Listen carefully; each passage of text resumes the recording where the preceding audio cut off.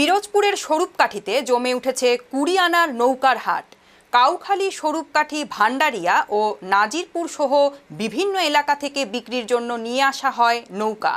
সাপ্তাহিক হাট শুক্রবার ও সোমবার বিভিন্ন প্রান্ত থেকে বিক্রেতারা নিয়ে আসেন বাহারি সব নৌকা। আষাঢ় মাস থেকে কার্তিক মাস পর্যন্ত নৌকা কেনাবেচার মৌসুম, তবে শ্রাবণ ভাদ্র মাসে নৌকা বিক্রি হয় বেশি। বরিশাল বিভাগের বিভিন্ন প্রান্ত থেকে ক্রেতারা ছুটে আসেন নৌকার এই হাটে। রেইনট্রি, কড়াই, মেহগনি, চাম্বল গাছের তৈরি এ সকল নৌকা সাইজ ও আকার ভেদে ৩,০০০ থেকে ২৫,০০০ টাকা পর্যন্ত বিক্রি হয়।